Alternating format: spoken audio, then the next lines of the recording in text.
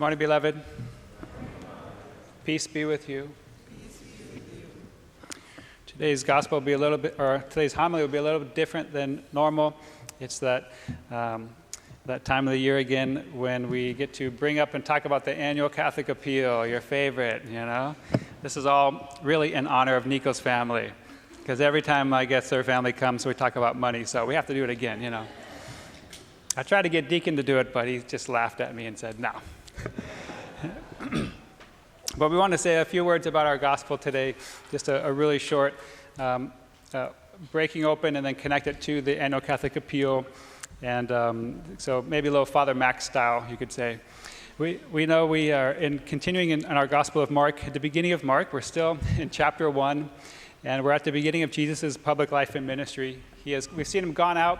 He's been beginning to proclaim and announce the gospel of the kingdom of God, that the kingdom of God is here, right at our hand, for the taking, if you want it.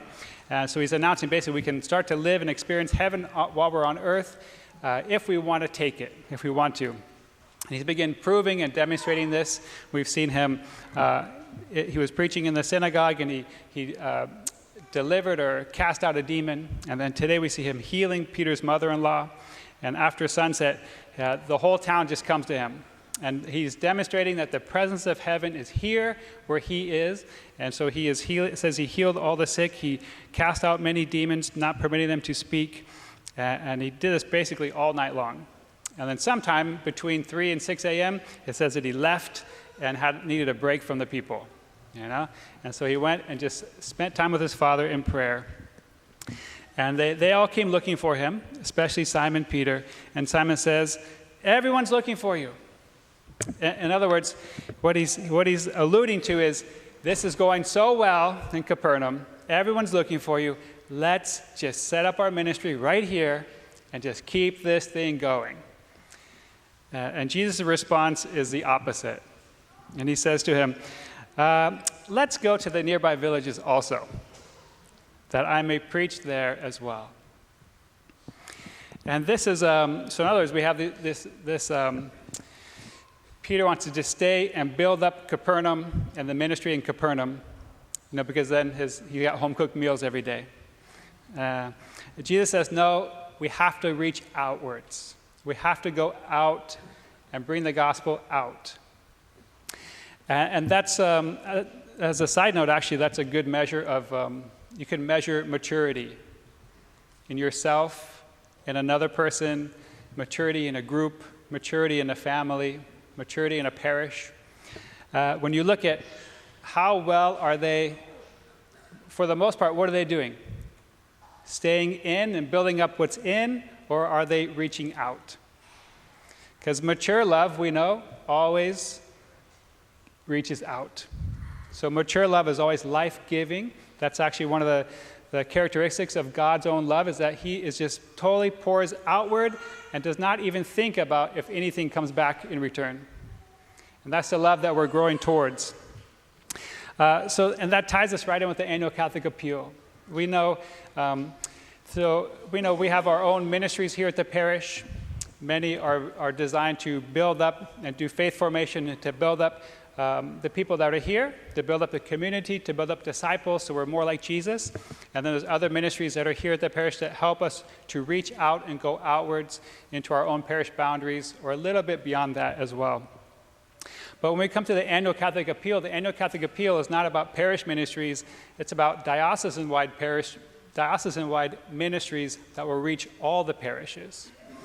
And so if you have in front of you, if you want to reach into the pews in front of you, inside the little envelope holder, you'll have a little envelope like this. We did not send out envelopes this time in the mail. We just have them here at the parish in the pews or in the back of the baptismal font. But you can grab this and you can see where all the different diocesan-wide ministries that the annual Catholic appeal supports. You can see that they are raising $3.5 million this time. It's always the same ministries that go out and touch the whole diocese and impact the different parishes around the diocese, or help the parishes reach out across the whole diocese. So if you didn't know it, our diocese is really big. It goes from Mexico border to Orange County, from the water all the way to Arizona border. And so it's both San Diego County and Imperial County. It's like 99 parishes, 20-something missions, maybe 60 Catholic schools within there as well. There's a lot going on. And so the Annual Catholic Appeal always reminds us to be going out and gives us ways to touch many things that we don't touch here at the parish. So for example, prison ministry. We don't have a prison ministry here at the parish. There's a couple people that do visit the prisons, or the prisoners in the prisons. But the diocese helps to form and train and equip people for prison ministry, and then send them out and organizes a lot of that, which is nice, because we don't have one here, a designated ministry, but we can send people to the diocese. They can get formed, trained, and equipped, and then go visit the prisoners like Jesus asks us to do. There's a lot. All the details are on here as you look through here. The biggest one, I think, that I always bring up, that because it touches me, it's so close to home because I experienced it myself, is going to be the formation of our seminarians to become our future priests. So as you look on here, you can see, so they're trying to raise $3.5 million, and $1 million of that, almost a third of that, goes to formation of seminarians to become our future priests. I had no idea how expensive it was to make a priest until I was in seminary, and then they started showing us all the bills and expenses, because they wanted us to be very thankful and grateful for all the people that gave to help us be formed. So when I started 15 years ago, it was about $35,000 a year for room and board and food, because we eat a lot, and mostly just for education and the universities and the training. I'm sure it's gone up since then, huh?